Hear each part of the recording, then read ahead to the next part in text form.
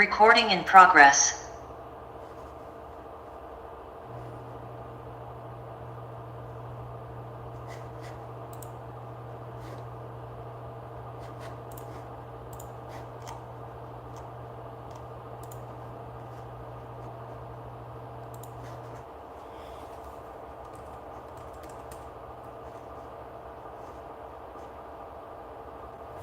Hari Om, Sri Gurubhyo Namaha.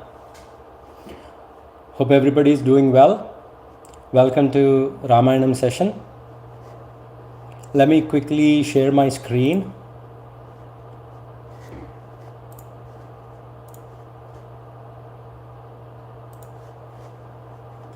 Hari Om.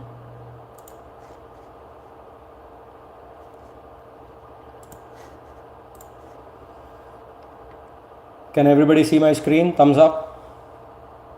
Can everybody hear me okay? Thumbs up. Awesome.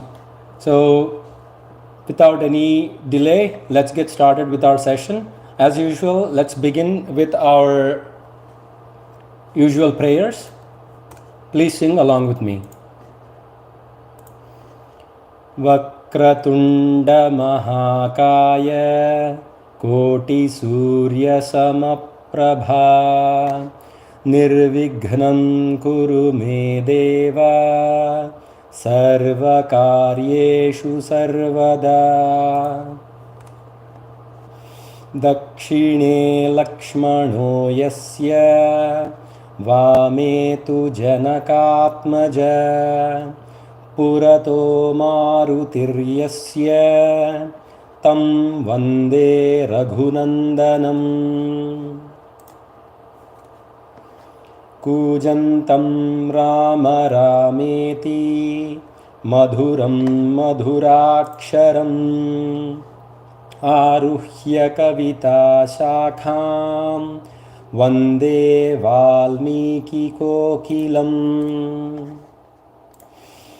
Gurur Brahma Gurur Vishnu Guru Devo Maheshwaraha Guru Sakshat Parabrahma Tasmai Shri Gurave Namaha Om Sahana Vavatu Sahanau Bhunaktu Sahaviryam Karavavahai Tejasvinavadhitamastu Ma Vidvishavahai Om Shanti Shanti Shanti.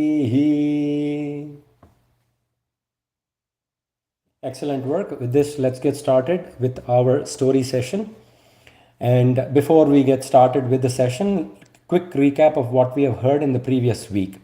So, Ravana's army and chief soldiers and Kumbhakarna and many other chief commanders fell in the battleground. So he got really perplexed and he asked Indrajit to take care of the situation. So Indrajit, he rushed to the battleground. As usual, Indrajit is a master of treacherous battle strategies. He knows a lot of black magic.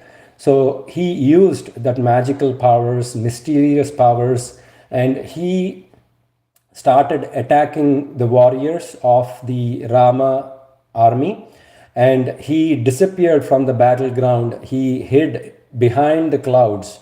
He jumped from cloud to cloud, cloud to cloud, and he started showering tons and tons of arrows on the armies of Rama. So since they didn't know from which direction the arrows were coming, they couldn't defend those arrows, and eventually all of them got hurt with those arrows and they all fell unconscious, except for two warriors from Rama's side. Everybody remembers who those two warriors are? Hanuman and Vibhishana. Good job. So Hanuman and Vibhishana, except for them, everybody fell unconscious on the battleground, and they were not moving, they were not conscious, they didn't know what was happening.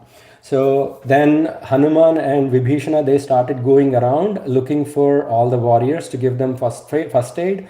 So they went to Jambavan first, So Jambavan, he said, Hanuman is the only one who can rescue us at this point of time.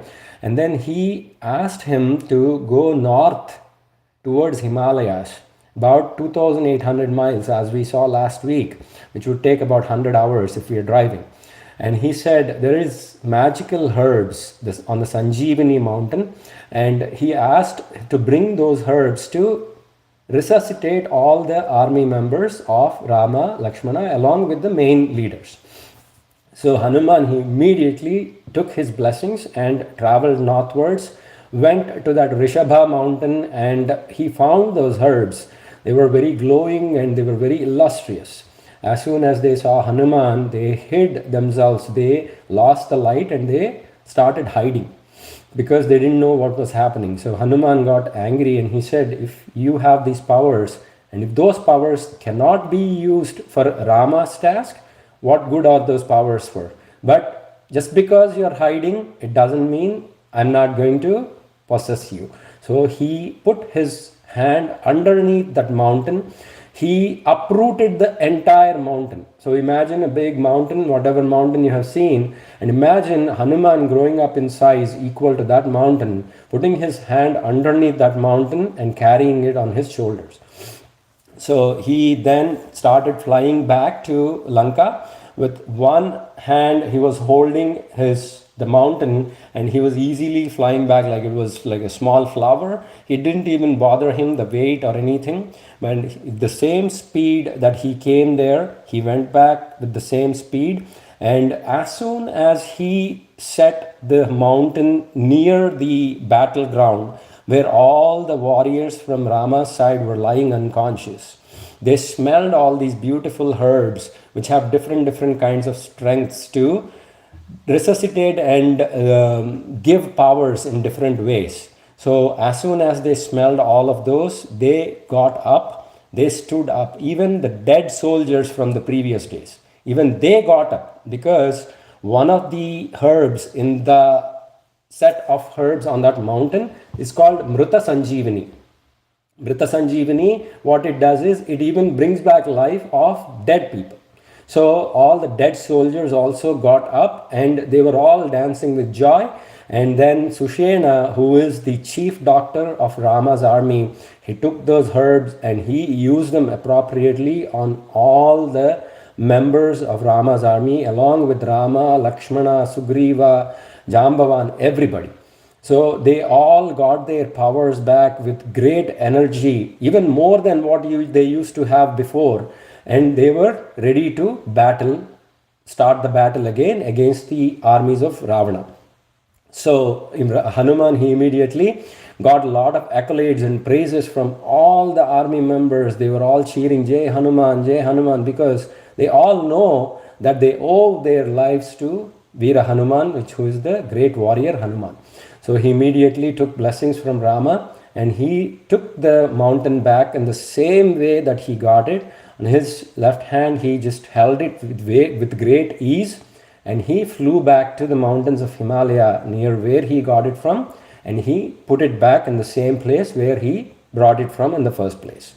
So after that, all the armies of Rama, they were ready to battle. In the meantime, the news went back to Ravana's camp. They were all celebrating that this is over, all the soldiers are fallen, and they were ready to wrap up the battle. But as soon as they heard that everybody got up with more energy and even more vigor and even more strength, Ravana was once again very worried. He was almost in tension and he was anxious, he was frustrated, he was angry, all kinds of stuff, right? Then immediately they were getting ready for the next day's battle, and Ravana started strategizing which warriors to select and send for the next day's battle. In the same way, Rama's team was also preparing to strategize who is going to be located where. Same kind of battle strategies that we talked about, right? Then that is where we stopped our story in the previous week. So before we start this week's story, I just want to point a couple of points with the incident of Hanuman carrying the great mountain of Sanjeevani and bringing it from the mountains, all the way from the mountain of Himalaya to back to Lanka, and helping all the army members, all of them, crores and crores, millions and millions of soldiers, along with the leaders, helping them give their life back and give their energy back, give their survival back.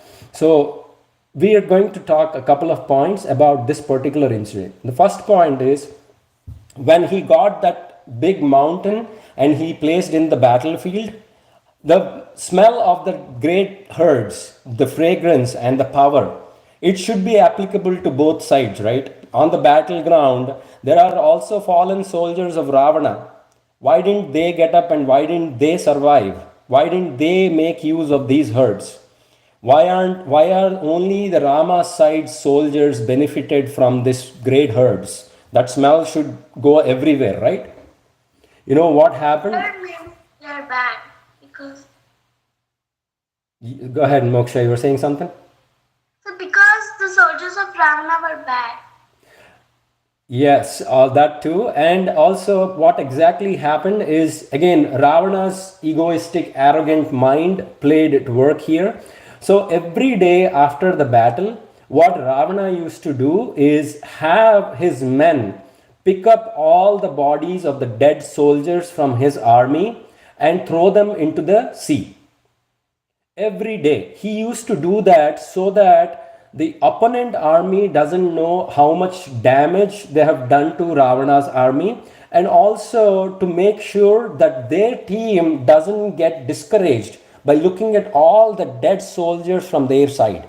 So every day, secretly, without knowing, without anybody knowing, he used to send his men, empty down all the soldiers, the dead soldiers from the field, and he used to have them secretly throw them in the ocean.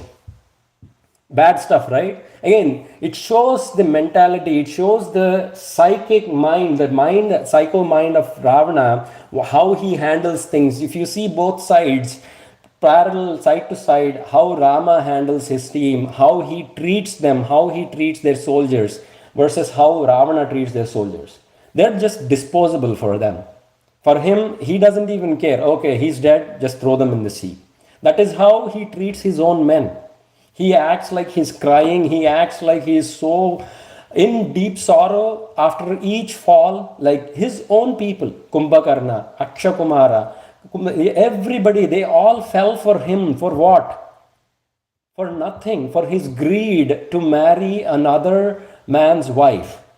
Somebody else's wife he wanted to marry, and what is he doing? He is sacrificing his men, and he's not even caring about that. So that is why when the herbs were brought back to Lanka, there was no dead soldiers, there was nothing, there was nobody from Ravana's side who was there on the battleground who could benefit from those herbs. That is why only the soldiers from the Rama side, they were benefited by this great set of herbs. They got resuscitated and they got energetic and they relived even though they were dead in the previous day's battles. So that is one difference between Rama and Ravana's army, and that is why none of Ravana's soldiers got benefited from the herbs of Sanjeevani mountain. That is point number one. The second point is, okay, this incident happened 5,000 years ago. Hanuman, this is a great story. We are cheering for Hanuman, we are cheering for Rama, we are rooting for their teams. But how does it benefit us now? Okay, we are listening to this story. Okay, Hanuman went all the way 3,000 miles from one end of a country to another end of a country. He lifted the mountain. He is bringing back that mountain and everybody lived. How does it benefit to us? What is our benefit out of it? We heard a great story. We understood what happened then. Apart from that, is there any other benefit for us? Yes, there is an excellent benefit for us, because that metaphorical mountain in the sense, that mountain, like, what we imagine Hanuman carrying with the herbs, even though he put it back, that mountain is always on the shoulders of Hanuman. So I want to show you an example. This is very coincidental. This is real, what happened previous week. After I told you the story, one of the students from the channel who is learning Hanuman Chalisa, he messaged me from Brazil. So his name is Fernando, and he messaged me, very coincidental that he messaged last week after our Hanuman story with Sanjeevani. He said he is about 36 years old. He was lost in his life. He didn't know what to do, and he started believing in Hanuman. And then it changed his entire life. He used to be angry, he used to be compulsive, he used to be obese. For those of you who don't know, obese is being overweight beyond not being healthy. So he is so overweight that it is not healthy. So that is called obesity. That is a medical condition. So then he's in Brazil, and he found a picture of Hanuman, and he started feeling the connection. Immediately, he started listening to Hanuman Chalisa. But he is from a different country, different language, he doesn't know the words. So he started putting them in a playlist, different version, one slow, one very fast, one really slow, and he started listening to them again and again and again. And then he started getting used to it, 10 to 12 verses, not all of them. That changed his life. He started running, he started going to the gym, he lost a lot of weight, so regained his health, just like the soldiers in that battlefield. This is real, right? And the example he's giving, he became muscular like Hanuman. So, and then he really saying he got his strength back because of Hanuman Chalisa. And then he listened to me. He's saying Hanuman listened to me because chanting Hanuman Chalisa gave exactly the powers that you put in the first video. The strength, the mental stability, the making right decisions at the right time, the determination, all those things you get out of Hanuman Chalisa, right? So he believes and he got all of those things. And chanting this removed many of his challenges that he was facing day after day. So he is saying he loves Hanuman Chalisa, he's learning word to word, and he's chanting it every day to get that strength, to get that determination, to get that his life in order, and to get into that discipline of life, right? So how did this all happen? This happened because he believed in Hanuman Chalisa, he believed in Hanuman, and the metaphorical mountain with the herbs. Hanuman delivered it to Fernando. Didn't he? Wasn't Fernando going through lots of troubles, lots of diseases, lots of ups and downs and all those things? Who helped him come out of all those things? Hanuman. So this mountain, this is not just a story that happened 5,000 years ago. Okay, Hanuman at that point of time went from here to here, he delivered all the herbs. He is doing that to date. He carries that mountain every day to all his devotees. All we have to do is believe in him, call for him, and chant his name, and he will appear to us, he will help us out. So maybe Fernando has very, very deep troubles, but how is that applicable to us? We are not in that kind of deep trouble, right? But we all have our own issues. Who doesn't have issues, right? Some people have anger, some people are upset about things, some people have challenges. Okay, some project is coming up. Okay, we don't know what to do. Isn't that an issue? Even though it is small, it is an issue. We don't know what to do for a project. We have a big presentation coming up where we have to stand in front of the school and we have to talk. Okay, we are feeling a little less confident about it. We are upset with our friends. They said some stuff. We are upset, our heart. Isn't all those things that Hanuman can help us with? That is the mountain that he's carrying. Anything, even if this is a small issue or a big issue, whatever it is, trust in Hanuman. Learn the sloka, this Hanuman Chalisa, use the resources and start chanting it every day. It will magically change your life. Believe in that even as you grow up and as you start achieving bigger and bigger and bigger things. So the burden will become heavier as you are achieving and getting more and more achievements in life. So who can help with all that? Hanuman can always help you. So those are the two things that I wanted to cover and tell you what the significance of all this is and why we hear these stories and how we can apply this story to our own life. So that is the great example, and coincidentally Fernando sent that email to me, and I'm very thankful to Fernando for agreeing that I share that with all of you. And with that, let's get back to our track and let's continue the story. Anybody, any questions before I get started with the story? I do. Go ahead. In the picture, Hanuman might step on one of the soldiers, right? So what did he do? So the picture is the imagination of the artist. So he will never step on a soldier. He will never do anything of that sort. So you can imagine this is the artist's imagination that he painted it this way. But this is not how it happened. He placed the mountain gently in a place where nobody was there, and he was very careful of where he was stepping to. Okay? Thank you. You're welcome. Excellent. So let's get started with this week's story. So the next day, the battle resumed again, and this time Ravana, he sent Kumbhakarna's son. Everybody remembers Kumbhakarna? Raise of thumbs up. He is the younger brother of... Right, the big guy, right? The Godzilla of Ravana's army, right? So the Kumbhakarna's sons, Kumbha and Nikumbha, they are also great soldiers. They also have this big, huge bodies, and they are experts in the battle strategies. So he called upon Kumbha and Nikumbha, the sons of Kumbhakarna. So he already ate away one generation. Kumbhakarna is dead. So no regrets. Now he is eating away the next generation also. Kumbhakarna's sons are also ready to sacrifice for Ravana's greed. So Kumbha and Nikumbha, they started their journey into the battlefield.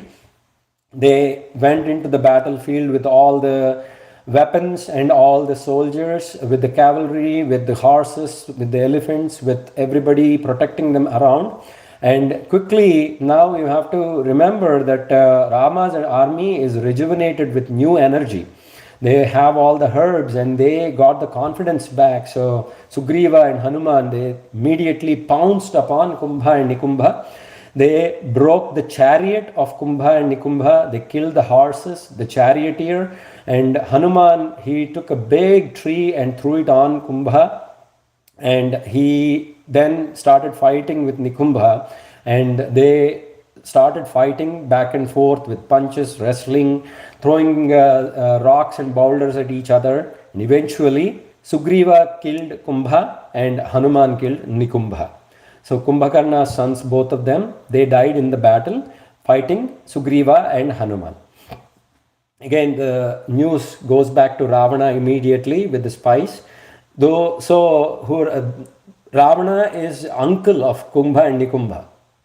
So he's pretty upset that the sons of Kumbhakarna are dead. Even though he gets upset at that moment, the remorse is there, but the action to rescue everybody, the action to reduce his arrogance and ego and ask for forgiveness and finding the right path, that is never there with Ravana. If that was there, the entire clan of Ravana would have been alive and would have been happily living in Lanka. So many people told him not to do this, but the ego, the arrogance, and the overestimation of his own power and underestimation of the other team's power. So all these together, it's all bringing the downfall of Ravana's empire.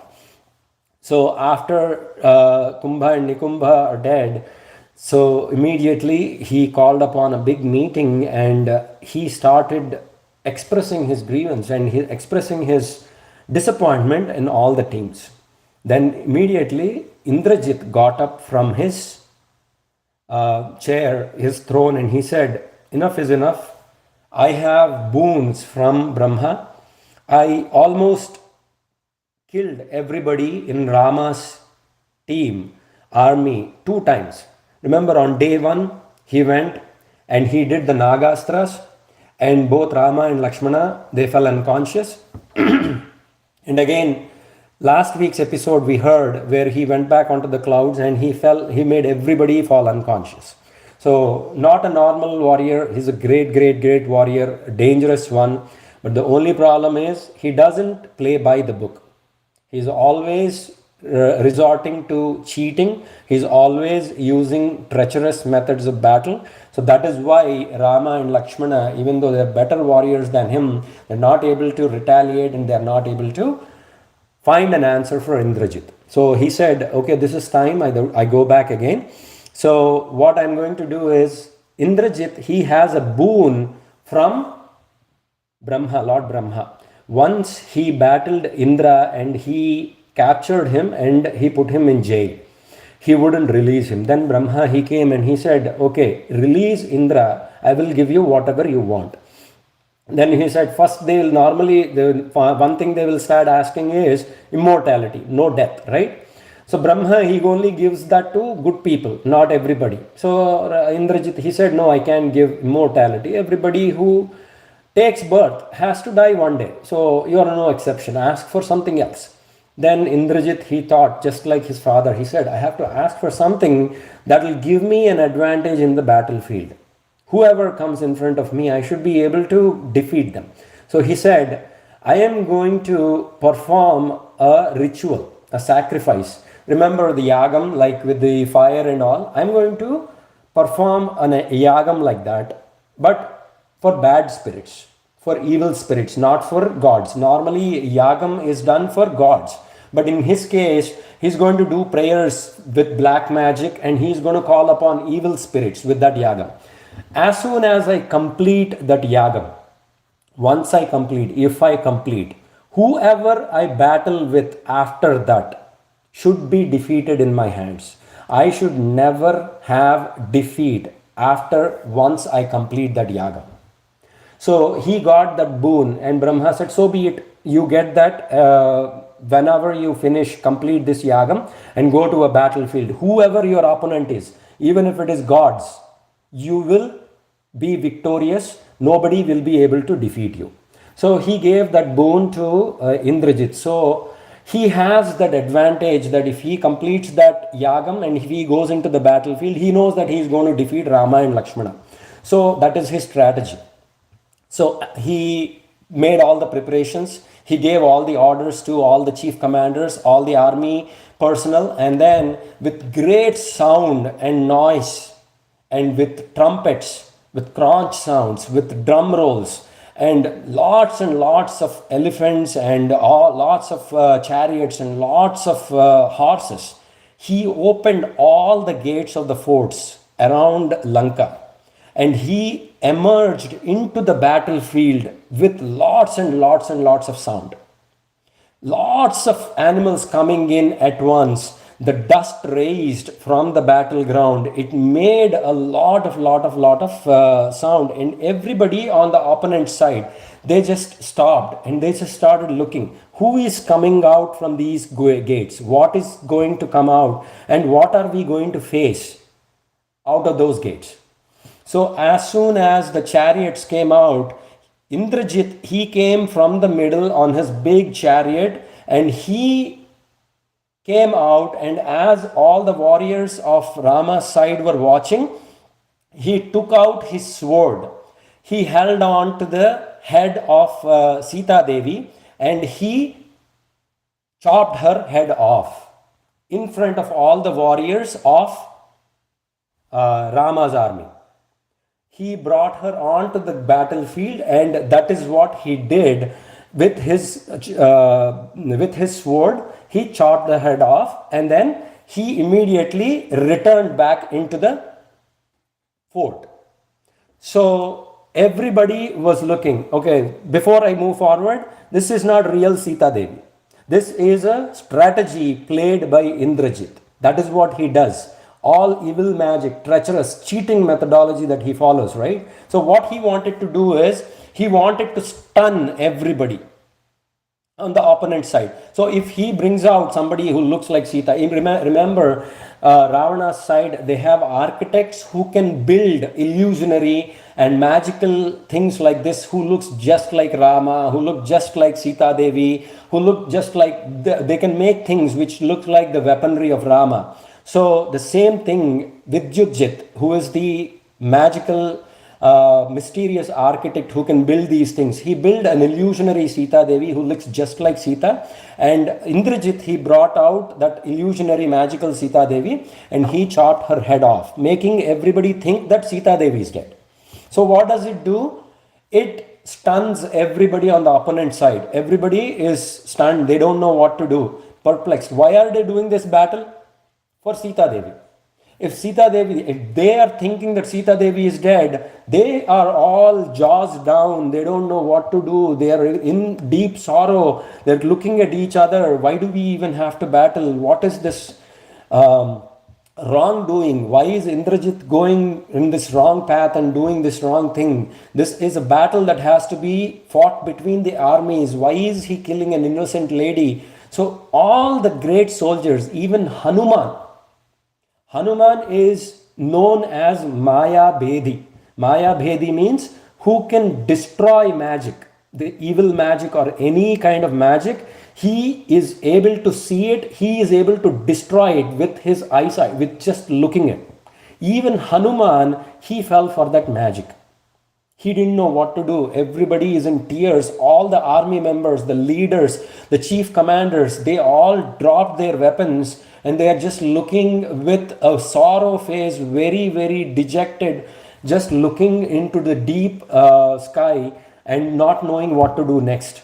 They have to take this news back to Rama and they have to tell him also, right? So they were thinking all these things. How is Rama going to react? What are we going to next? Why is Indrajit doing all these things?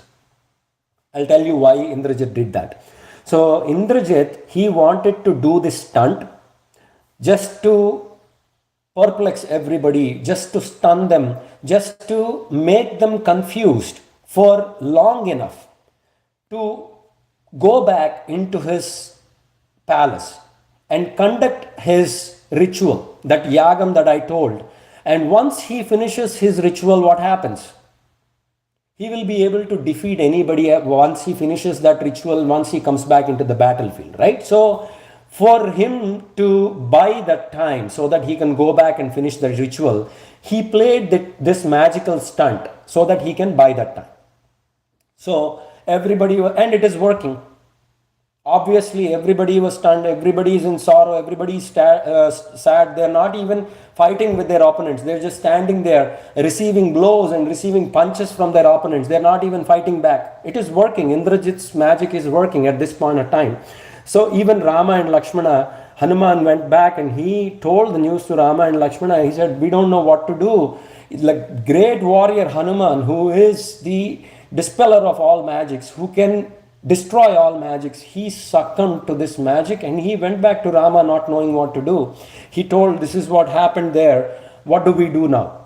You can imagine the pain and agony of Rama and Lakshmana at that point. They fell on their knees and they were looking into the skies. They didn't know what to do. Rama's beloved wife, Sita Devi, he hasn't seen her for so long. He is doing this battle. He came all the way from the Kishkinda with the armies of Sugriva. He made alliance with the king Sugriva, all for Sita Devi. And Hanuman brings this news that Sita Devi is no more and Indrajit killed her. So you can imagine the pain Rama and Lakshmana are going through at that point of time. So this is the kind of battle that Indrajit and Ravana, they do, right? So that is what I was telling, the cheating, the evil strategies. It's hard to come back with the strategies for this kind of nonsense, right?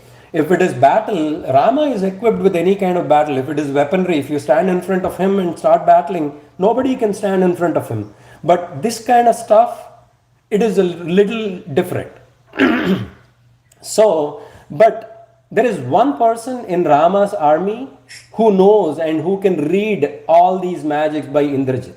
Anybody knows who that person is? Who's aware of all? Yeah. Vibhishana. Correct. So Vibhishana has been seeing all these magics all his life. He knows his magics of his brother Ravana. He knows what Indrajit is capable of. He knows all the stuff that they can pull. So he immediately came back running to Rama, and he is on the right side. Aren't we glad Vibhishana jumped ships from Ravana's to Rama's side? So Vibhishana, he came running to Rama. He said, do not feel sorrow, do not feel dejected. This is a plan, wicked, evil plan by Indrajit, just to buy time. In 100 years, he will never do that, because it will go opposite to what Ravana wants. Ravana, his greed, his wish is to marry Sita Devi. And Indrajit, he is the son of Ravana. He will never hurt Sita Devi and bring sadness to Ravana and bring something that will not enable him to achieve his wish. So there is no way Indrajit would do that. It is magical Sita Devi. There are people in Ravana's army who are capable of creating this kind of magic. What he wants from you and Lakshmana and the soldiers is give up the battle long enough for him to complete his ritual. He does this ritual. The wish that was given by Brahma, Lord Brahma, is that once he completes that yagam, he will not be defeated. So that is his plan. So listen to me, trust me, snap out of it. Sita Devi is very alive, and you will win this battle and get back with her. For now, encourage your soldiers, ask them to get back to the battle, and you or Lakshmana come with me to stop the ritual being performed by Indrajit. Because if that ritual is not stopped, if he is able to complete the ritual, then he will become unstoppable. He will defeat you both. Then Rama immediately, he got convinced. Lakshmana, he also got convinced. They were rejuvenated by that news. They were very relieved that Sita Devi is alive and this is just a black magic done by Indrajit. So he immediately pulled all the soldiers together. He said, Sita Devi is alive. Do not feel sorrow. Do not feel sad. Let's get back to the battle. And he then called Lakshmana. He said, go with Hanuman and other Angad and big other soldiers, the warriors of Vanara army, along with Vibhishana. Go to the place where this yagam is being performed, and at any cost stop Indrajit from completing that yagam. Meanwhile, I will stop the troops from progressing and coming any forward into our territories, and I will stop them here. So Lakshmana immediately took blessings from Rama. He said, I am going to take care of Indrajit, and he followed Vibhishana. Vibhishana knows where these rituals are being performed, right? So he took the army, Hanuman, Angad, and some important Jambavan, important soldiers, along with Lakshmana, and they went to the place where the ritual is being performed. So Indrajit is in the middle, performing the ritual along with all his priests and the main performers of the yagam, and he is surrounded by thousands and thousands of soldiers protecting him so that nobody will be able to enter inside and stop his yagam. So Vibhishana, along with all his other warrior friends, they all came. They saw where Indrajit is, and they realized that they have to cross through all these army soldiers, and they have to go to Indrajit, and they have to stop the yagam. So they all started a very fierce battle, and also they are in that anger for that magic trick that Indrajit pulled earlier, right? So Hanuman is really angry, and they started engaging with the demon soldiers in a battle that is very fierce. They started battling, and Lakshmana, he started using his arrows, and he started killing all the demons, thousands of arrows, releasing all of them, and they are coming in groups, and they are trying to stop these soldiers from progressing any forward. So as Hanuman, then his always presence of mind, right? Not only physical strength, he started thinking, what would be the best way to stop Indrajit? If he makes his people cry enough. They will start crying for Indrajit. Indrajit, help me. Indrajit, he's killing us. Indrajit. They have to start shouting. They have to start crying with pain for Indrajit to get distracted from the yagam and to get up from the middle of the yagam and start battling with them, right? Then he immediately started engaging in a fierce, very fierce battle, not his normal usual punch and make them unconscious kind of usual battle. Because normally that's what he does, right? One punch and they're gone.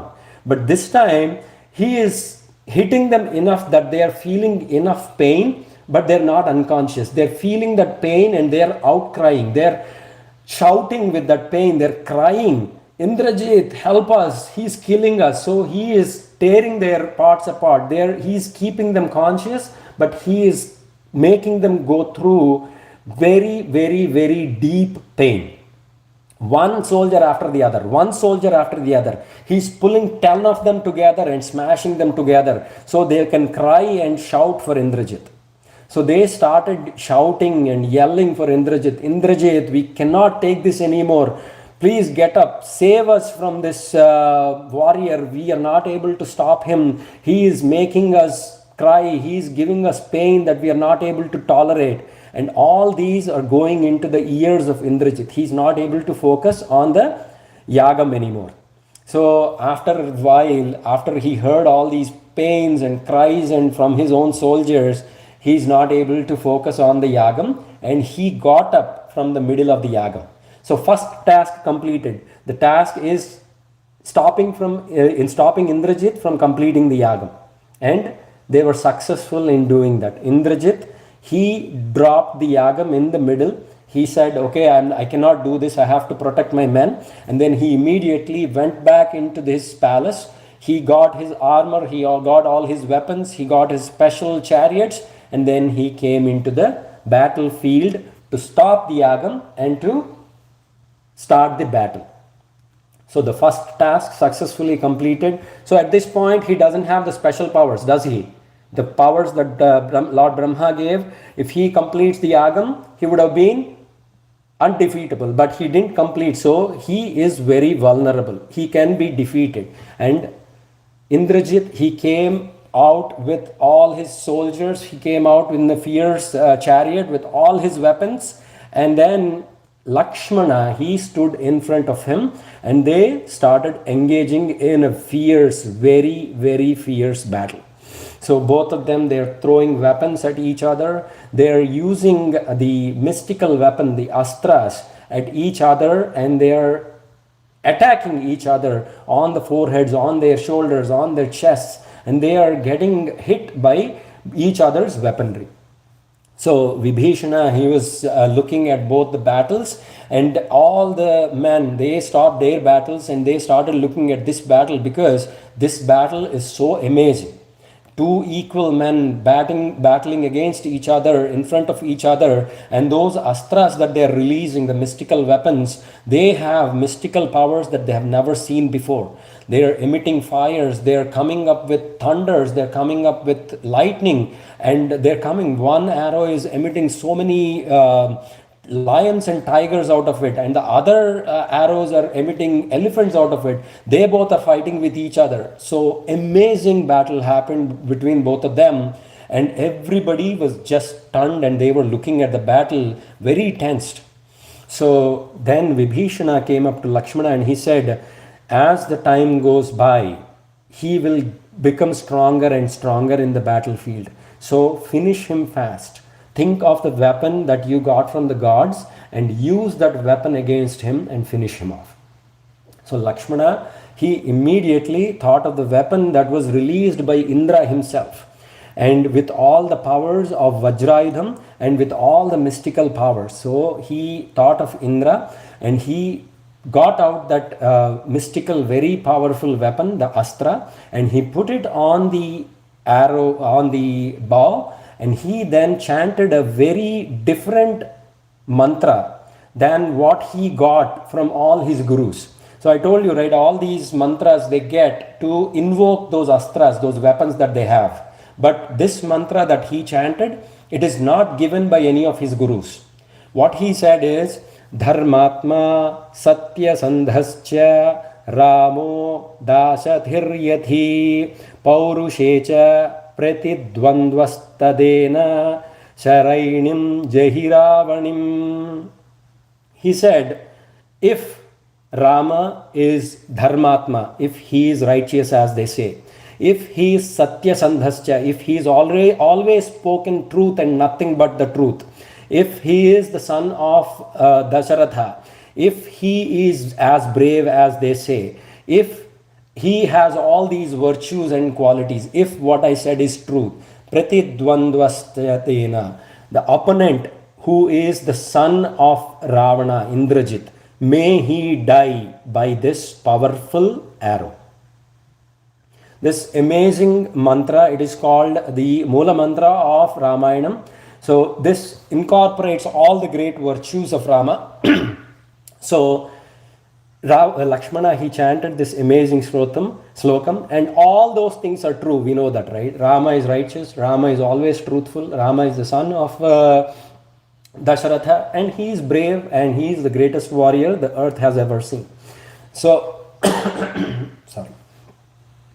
So as soon as he released that arrow, it started emitting fire, it started emitting lightning, it started emitting different kinds of powers, and it went with supersonic speed, and it hit the neck of Indrajit, and it chopped off the head of Indrajit, and the head fell at a long distance from his body, and the body fell down without any life.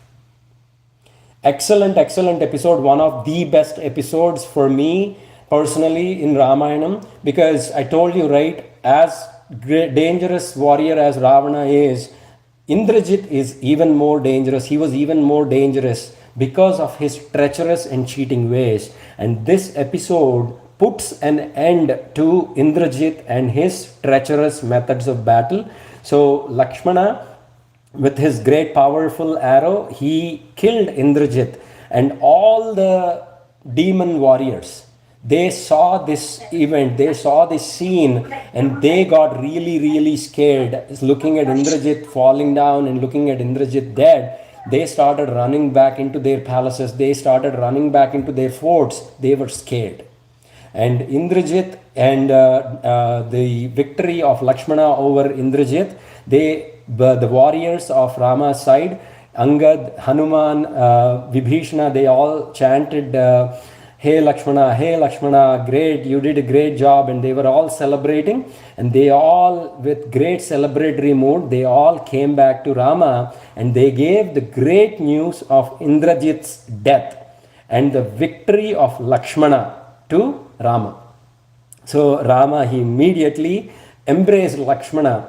He always treats Lakshmana as a son, right? Even though he's only 2 days older than Lakshmana, he treats him like his son. So he congratulated him on his victory.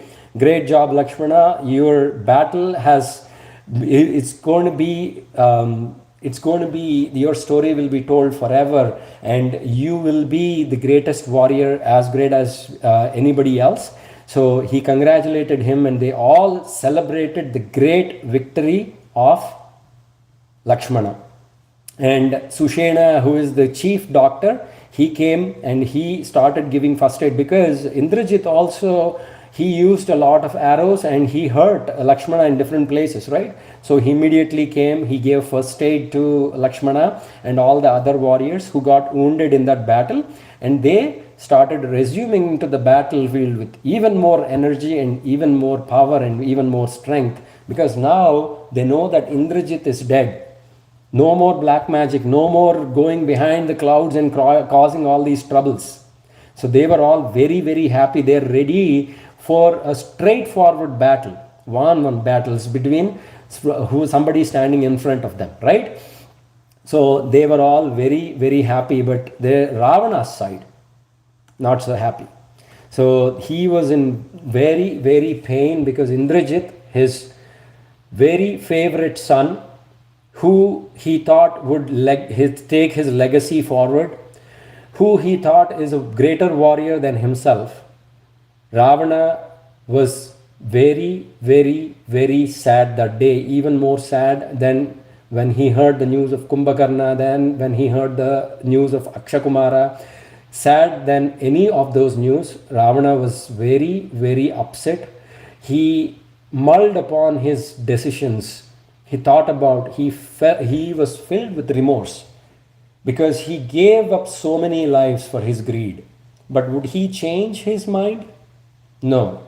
He feels bad enough for the actions that he have done that he cries, but he doesn't feel bad enough to change his course of action. Who can give up his ego, who can give up his arrogance, and who can avoid all this loss. But he will never do that. Those are more important than people's lives for him. So that upset, that sorrow, that sadness, it quickly turned into anger.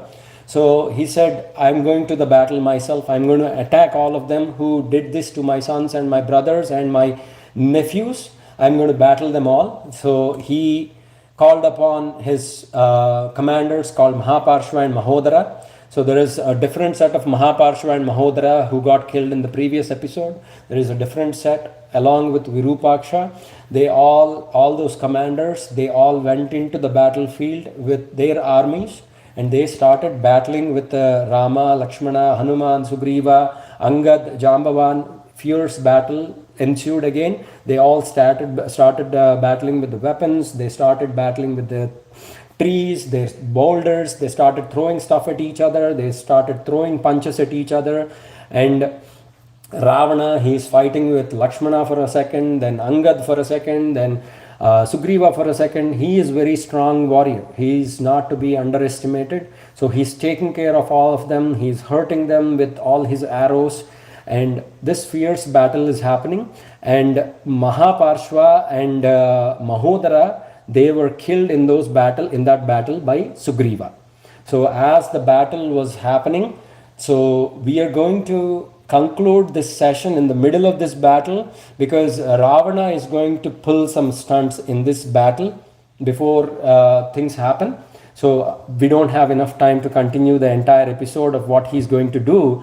He's going to do some damage. So we are going to see what that damage is and how Ravana is going to attack in the next episode and how Rama is going to retaliate those attacks. But for this episode, we'll all celebrate the great victory of Lakshmana, the defeat of Indrajit and the fall of Indrajit. That is a great episode for me personally because of the death of Indrajit in this episode. That is the great downfall of evil right there. So with that, we will conclude the story session of today's segment and then we are going to move to Hanuman Chalisa segment. Before that, anybody has any questions? Sir, how many more sessions to the last battle? 2 more sessions, I think, Pranavi. No, sir, Moksha. Moksha, okay. 2 more sessions, Moksha. Okay, sir. Okay, anybody else, any questions? Excellent. Akshara, do you have a question? Kartikeya? Yes, sir. So after this Yuddha Kanda, what will we learn? After Yuddha Kanda, let's do our usual Kahoot. Everybody wants Kahoot after that for the whole Ramayanam? Oh, yes, After sir. Kahoot, what will we do, sir? Yes, after that, let's have a little bit of fun. We'll celebrate our Ramayanam sessions by a Kahoot session after that. And after that, we will we'll listen to the stories of Bhagavatam, which are the stories of Lord Krishna. So we heard the stories, we are listening to the stories of Rama. After that, we will listen to the stories of Krishna. Sir, all of the avatars of Lord Vishnu. Yes, well said. Anybody else, any questions? Okay, if not, let's go to our next segment, which is the Hanuman Chalisa recital. Anybody wants to volunteer today for leading the recital? No need to worry, I will. So again, this story, we started with Fernando's message. If you're not confident with Hanuman Chalisa, practice more, use those videos, repeat those words, because that is Sanjeevani. The Hanuman Chalisa itself is that magical mountain of herbs.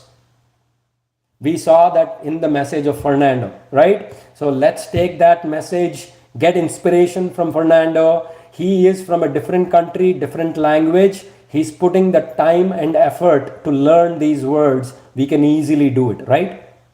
So if you are willing to lead the recital, I will help you if you need to. So don't have to worry about it. Anybody wants to volunteer for leading the recital? No worries. Maybe next week, do some practice and you will be able to lead the recital, okay? So Surya Tejas and Jayashreyas, please unmute yourself and lead the recital. Shri Guru Charana Saroja Raja Nejamana Mukura Sudari Varana Uraguvara Vimalayasha Jodayaka Falashari Buddhihina Tanujanike Sumira Upavana Kumara Balabudi Vidya Dehumohi Harahu Kalesha Vikara Jai Hanuman Jnana Guna Sagar Jai Kapisha Loka Ujagara Ramaduta Atulita Baladhama Anjani Putra Pavana Sutanama Mahavira Vikarama Bhajarangi Kumata Nivara Sumata Kesangi Kanchana Varana Viraj Subesha Kanana Kundala Punchila Kesha Hata Vajra Utvaja Viraje Kande Munja Jane Husaje Shankara Suvana Keshari Nandana Teja Pratapa Mahajagavantana Vidyavana Guniyati Chatara Rama Kaja Kariveko Atara Prabhu Charitra Saniveko Rasya Rama Lakana Sita Manabasya Sukshma Rupa Dhari Sihiti Kava Vikata Rupa Dhari Lanka Jarava Rupa Dhari Asura Samhare Ramachandra Ke Karya Savare Lare Sanjeevana Lakana Jiyaye Shri Raghuveera Hara Shivara Laye Raghupati Ki Nivahat Vadaye Tumama Priya Bharata Hi Samabaye Sahasra Vadana Tumaro Yashagare Asakai Shivati Kanta Lagave Sanakarika Brahmadi Munisha Narada Sarada Sahita Ahisha Yama Kubera Devapala Jahate Kali Kovida Kahi Sake Kahate Tumapakara Sugriva Hikina Rama Milaya Raja Padadina Tumaho Mantra Virishana Mana Lankeshwara Bhaya Sabhajaka Jana Yuga Sahasra Yojana Paravanu Yotai Madhura Falajanu Prabhu Mutrika Mele Mukamahi Jaladilani Gaya Achara Janani Durgama Kaja Jagata Ke Jete Sugama Anugraha Tumare Tete Ramadware Tumara Kavare Potana Agnya Binu Paisare Sabha Sukala He Tumhari Sarana Tumara Kshaka Kahu Ko Dharana आपन तेज संहारो आपे तीनों लोक हम करे कांपे भूत पिशाच निकट नहीं आवे महावीर जब नाम सुनावे नासे रोग हरे सब पीरा जगत निरंतर हनुमत वीरा संकट से हनुमान छुड़ावे मन क्रम वचन ध्यान जो लावे सब पर राम तपस्वी राज तिनके काज सकल तुम साजा और मनोरथ जो कोई लावे सो अमित जीवन फल पावे चारों युग परताप तुम्हारा हई पर सिद्ध जगत उजियारा साधु संत के तुम रखवारे असुर निकंदन राम दुलारे अष्ट सिद्धि नौ निधि के दाता असवर दीन जानकी माता राम रसायन तुम्हारे पासा सदा रहो रघुपति के दासा तुम्हारे भजन राम को पावे जन्म जन्म के दुख बिसरावे अंत काल रघुबर पुर जाई जहाँ जन्म हरि भक्त कहाई और देवता चित्तन धरई हनुमत सही सर्व सुख करही संकट से हनुमान संकट कटे मिटे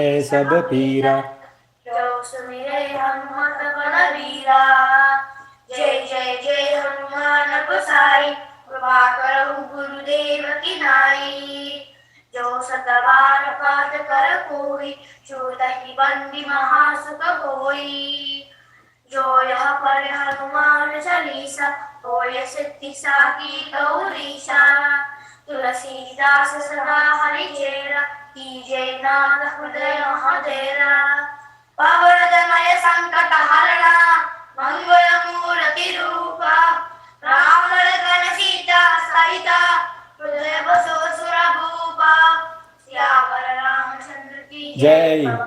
हनुमान की Jai. Excellent work. Thank you, Surya Tejas and Jay Shreyas, for leading the recital. And with that, we will conclude the Hanuman Chalisa segment also for today's session. And we are going to move forward to the next segment, which is the Mangala Shasanam. So let's sing together. Best wishes for the entire world. Loka samasta sukhino bhavantu. Om Shanti Shanti Shanti Hi.